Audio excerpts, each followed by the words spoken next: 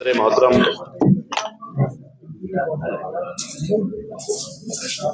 मेहमान खुसूसी जनाब डॉक्टर अनीस अंसारी साहब, मोमिन अंसार सभा के कार्यकारी अध्यक्ष वसीम अंसारी साहब,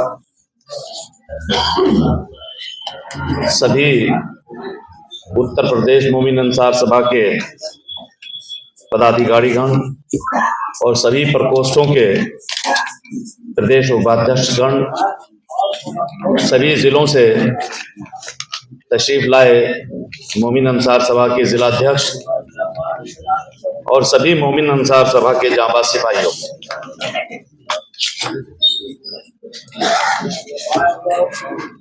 बहुत देर से आप सभी की बातें सुन रहे हैं। मुझे भी कुछ कहने का अध्यक्ष जी ने मौका दिया है, मैं उनका शुक्रगुजार हूं। देखिए, सभी मुद्दों पर बातचीत लगभग हो गई है। हम तो चूंकि जो भी पदाधिकारीगण होते हैं, जो सामाजिक कार्यकर्ता होते हैं, जो राजनीतिक कार्यकर्ता होते हैं, या जो सरकार में कर्मचारी अधिकारी गण होते हैं, उन्हें सरकार की सभी योजनाओं के बारे में, कानून के बारे में जानकारी होती है। लेकिन चूंकि हमारा पसमानदा समाज है, तो एक बड़ा तबका हमारा ऐसा है कि जिसे उसकी जानकारी नहीं हो पाती, और अगर होती भी है तो उनको हकीकत कम पता चलती है।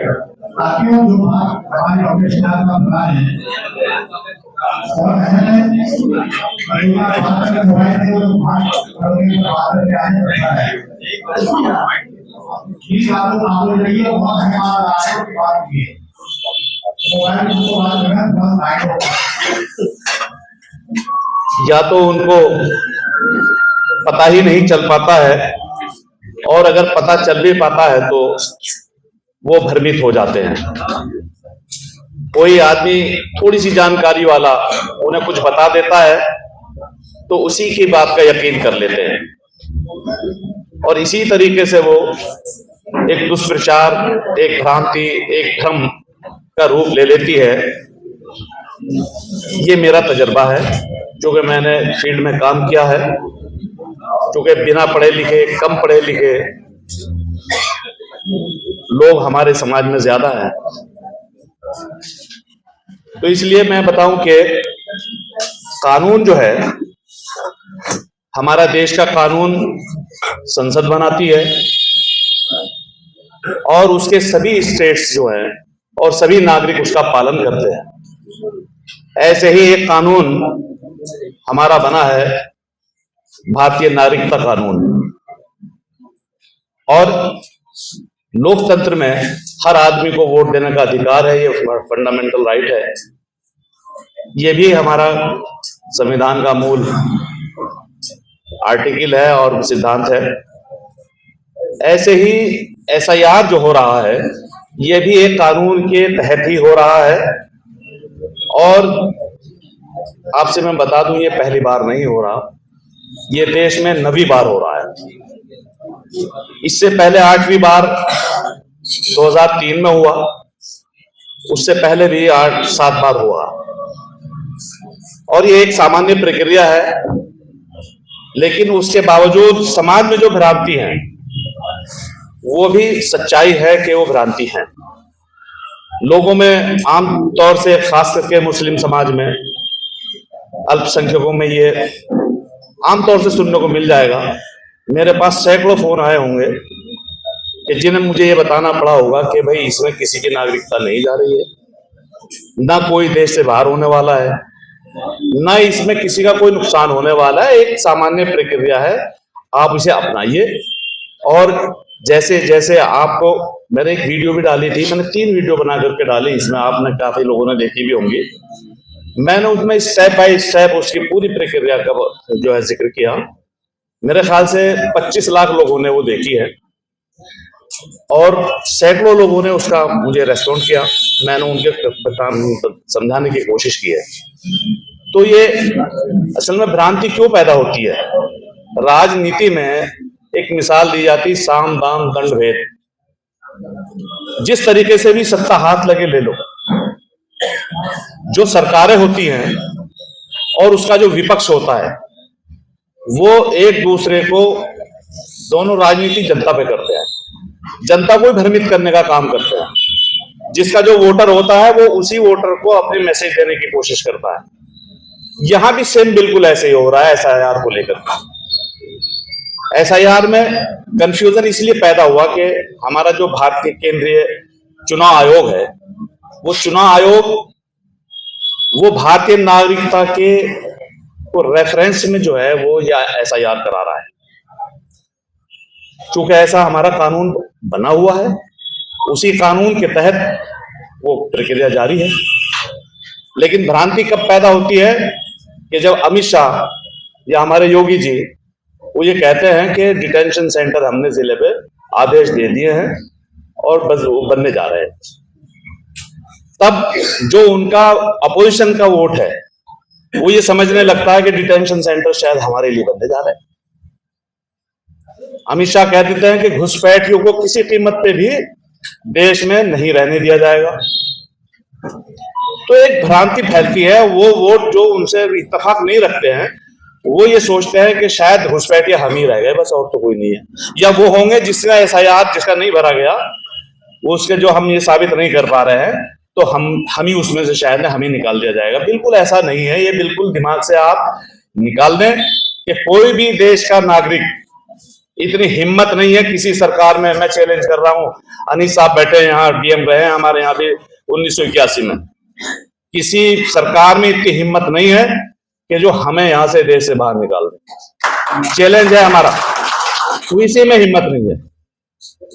तो ये भ्रांति है, इसे भ्रांति को आप समझाने की कोशिश करो कि ऐसा बिल्कुल भी नहीं है। लेकिन जब कानून बन जाता है तो एक भारत का नागरिक होने के नाते हमारी जिम्मेदारी है, रेस्पॉन्सिबिलिटी है हमारी कि हम उसे अपनाएं, माने, पालन करें। हम उसका पालन करने का काम हमारा है। हम कानून बनाने की स्थिति में नहीं है, कानून पालन करने की स्थिति में है। तो हमें कानून के तहत उसे पालन करना है।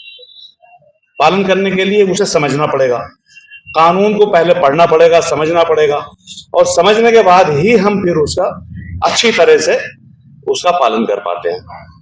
तो इसमें भी एसआईआर में भी आपको इसे पहले समझ लीजिए। इसमें 2-3 स्टेप हैं और सभी लोग उसमें आ जाएंगे, कोई दिक्कत नहीं है।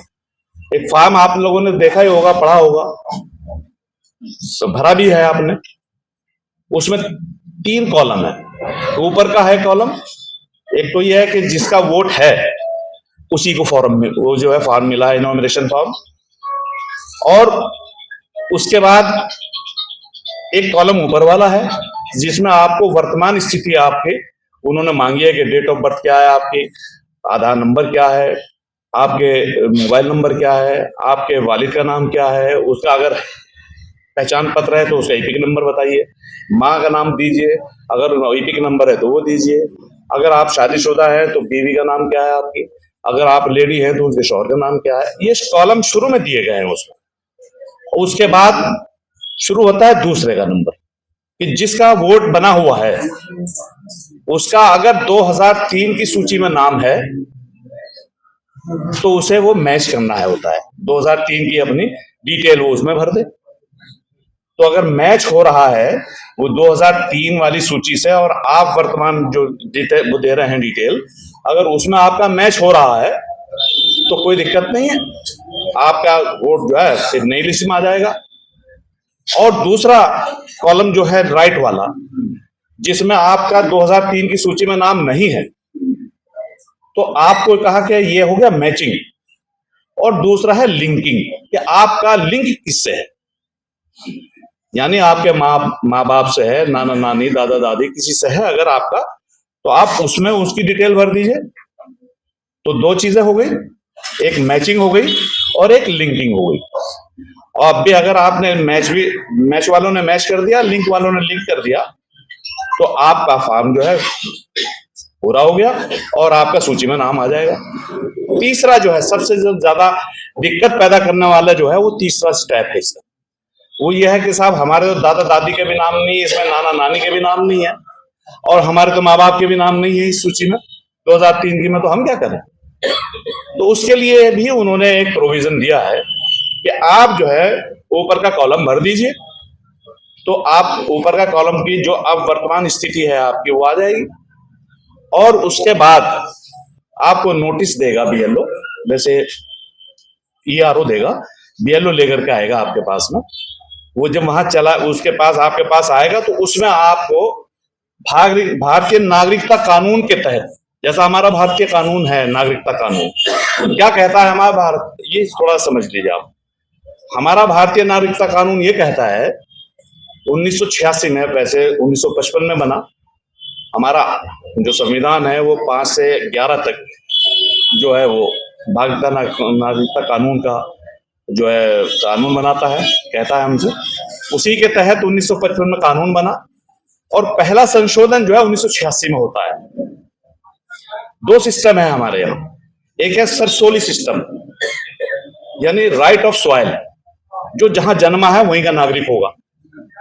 हमारा 1 जुलाई 1987 से पहले हमारा कानून था कि अगर कोई भी आदमी, दुनिया का कोई भी आदमी अगर हमारी सॉइल पे आकर के जन्म ले लिया उसने, तो यहाँ का नागरिक हो गया। लेकिन उसके बाद में एक संशोधन हुआ 1986 में, और उसमें यह कहा गया, वो दूसरा सिस्टम कहलाता है सरसंग्विनिश, यानी राइट ऑफ ब्लड, खूनी रिश्ते से आपको जो है वो नागरिकता में मानी जाएगी आप।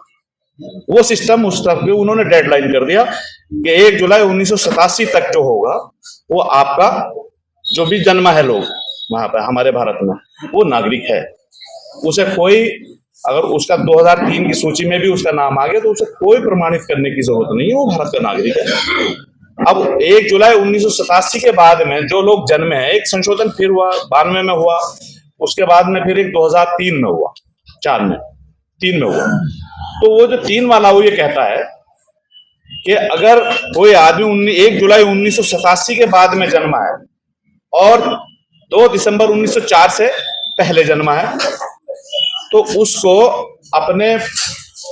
अपना तो आईडी देनी पड़ेगी। किन के लिए? जिसका मैंने एसआईआर फॉर्म का ऊपर वाला कॉलम की बात करी है, उन लोगों के लिए, उनको नहीं जिनकी मैचिंग और लिंकिंग हो गई है, उनके लिए नहीं, उनके लिए।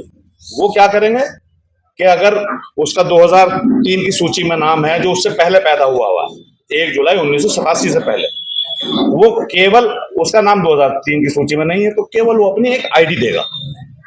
आईडी आपके सामने इनॉमिनेशन फॉर्म के पीछे लिखी है, 13 आईडी है, उनमें से कोई भी अगर एक आईडी है तो उस फॉर्म जो नोटिस मिलेगा उसके पीछे लगा करके उसे सबमिट कर देगा और उसके नाम सूची में शामिल कर लिया जाएगा।